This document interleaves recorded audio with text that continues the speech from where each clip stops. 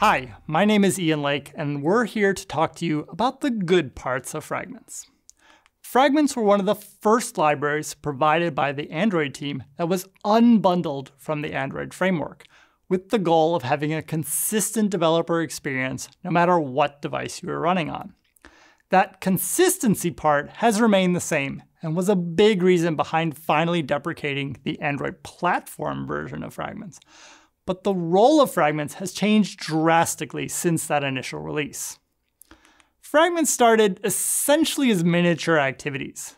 This meant that they had their own view, lifecycle, saved instance state, callbacks like on configuration change and on activity result, and even support for loaders, if you can remember that far back. And in many cases, overriding a method in a fragment was the only way to get those callbacks. The role of Fragments today, however, has changed significantly. A fragment still owns a view, but now that view can be implemented with Android Views or with Jetpack Compose. Other responsibilities are handled by separate components you specifically choose to use only when needed. Does that mean that the good fragment APIs aren't actually fragment-specific APIs at all?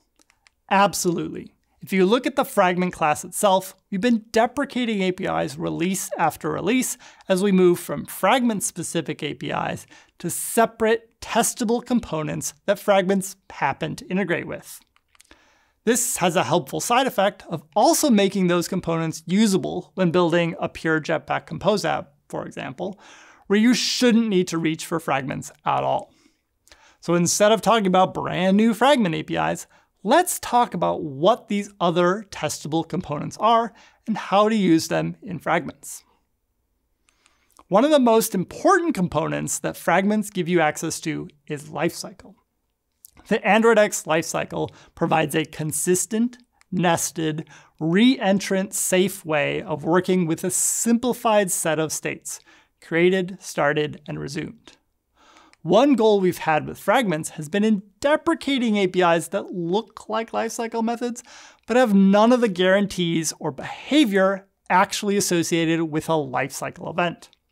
Instead, we're leaning more into the observable AndroidX lifecycle. One example of this is with a view pager. When you are swiping between different fragments, it's important to have some signal inside the fragment for when it becomes the focused element, so that you can start expensive operations like listening for the user's location on the map fragment only when the user is actually looking at that fragment. Now, when you start thinking about only loading data during a particular visible state, you might start thinking about custom coroutine scopes or cancellation when the user swipes away. Complicated, but this used to be the only way to do it. Nowadays, though, we rely on Lifecycle. In the original View Pager, and as the only option of View Pager 2, only that current fragment is resumed. The other fragments are capped at started. This means that collecting a Kotlin coroutine flow only when the fragment is the current fragment in the View Pager can be done with a call to repeat on lifecycle with the resumed state.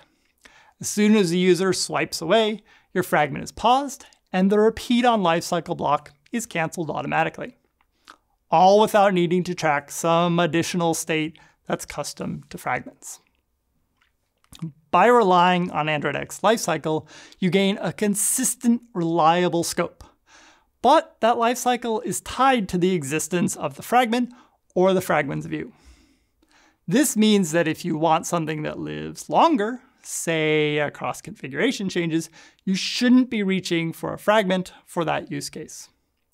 This is why the Guide to App Architecture splits the UI layer into two layers: the UI elements that, in this case, are what are owned by the fragment itself, and a separate layer of state holders that talk to the other layers of your app. This state holder layer is what provides UI state to your fragment and processes events from your fragment that update the UI state. This separation is exactly why fragments integrate with another architecture component, view models. Each fragment implements the ViewModelStoreOwner interface. This indicates that you can associate one or more view models to the fragment. This means that they automatically get cleared when you pop the fragment off the backstack. For a view model associated with a single fragment, this is that link between your fragment's UI and your domain or data layers. Your fragment shouldn't be talking to the network or loading data. Instead, it's your view model layer that coordinates that and provides, say, a Kotlin flow or other observable data source to your fragment to apply to your views. But a view model can also be a shared resource just by using a different ViewModelStoreOwner. If that ViewPager2 was inside another fragment, every page could access the same view model by using the parent fragment as the ViewModelStoreOwner. The same thing applies to activity-scoped view models, or when using the navigation component with fragments, to navigation graph-scoped view models. Sometimes, however, you don't need a whole shared view model. You just want to pass some information from one fragment to another.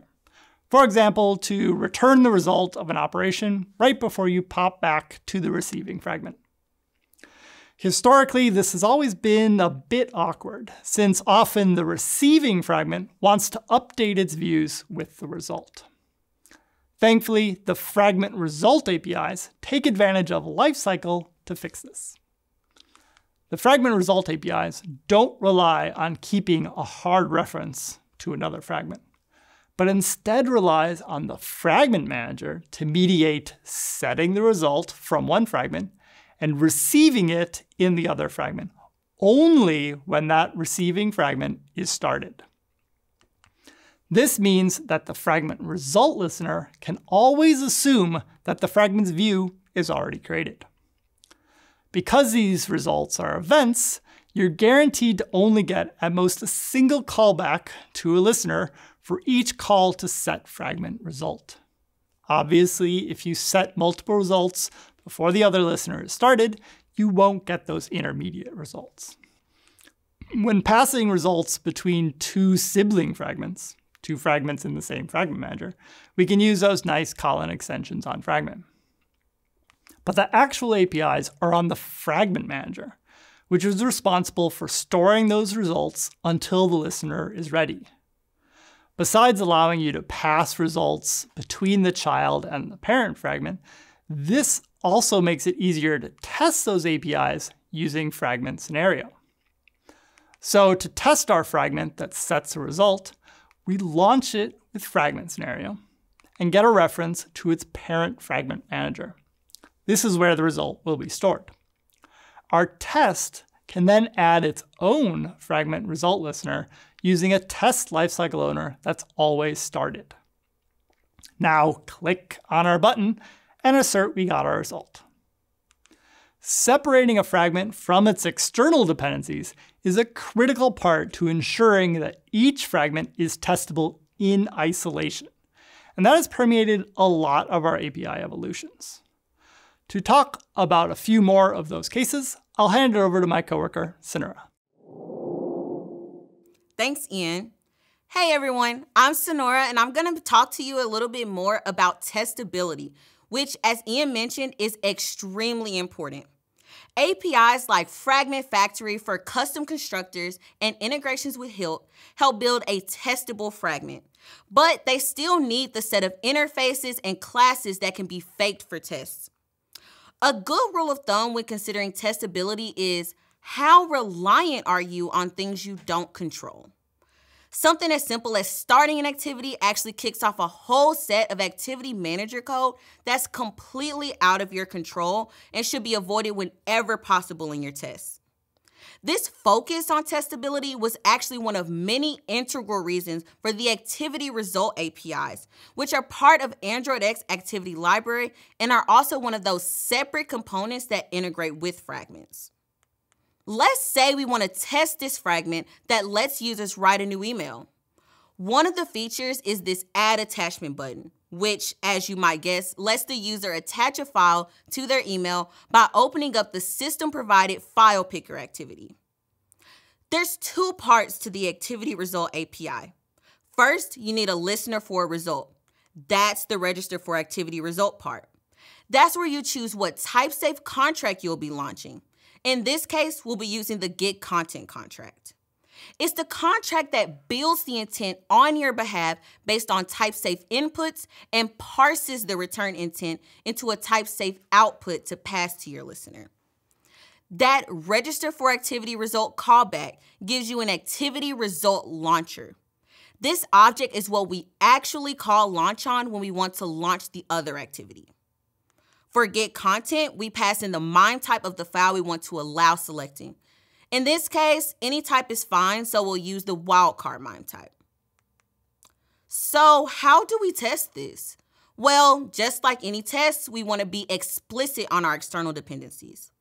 For this example, we'll use Fragment Factory directly, which lets us do constructor injection into our fragment, and we'll pass in our own activity result registry rather than relying on the default activity result registry. Then we want to update our call to Register for Activity Result and use that passed in activity result registry. If you're using HILT, the same kind of approach would apply. We just call your Register for Activity Result as part of onCreate. Now we can write our fragment scenario test. There's 3 parts here. First, creating our expected result, which is the fake URI we want to pass back to our fragment. Second, creating our fake activity result registry that doesn't launch any activity at all, but instead just returns our expected result immediately. And lastly, our test itself, which hits the Add Attachment button and then asserts that the result is our expected result. Now, we aren't calling through to any code that we don't control. This idea of injecting in external dependencies is a best practice in any case, and fragments are not an exception to that rule. Here, the ability to inject your own activity result registry makes it possible to move from an implied external dependency to an explicit one. Another area where explicit external dependencies and testing heavily overlap is with how fragments interact with menus and the app bar. Our guide to working with the app bar talks about the 2 recommended approaches available to fragments. Either the fragment owns its own toolbar and uses the toolbar APIs, or your fragment adds menu items to the global menu that's provided by the activities action bar. While the toolbar case is at least straightforward, for example, there's no external dependencies, the action bar case is much less so. Because of this, we've been iterating on an extraction layer around this called MenuHost. MenuHost is an interface that allows you to abstract where your menu is coming from and inject that abstract interface into your fragment, rather than relying on fragment-specific APIs which force you into a complicated world managed by the fragment manager. This means your real dependency injection setup, for example here using HILT, could get a menu host from your activity, while your test could provide a mock or fake implementation of this interface specifically for testing.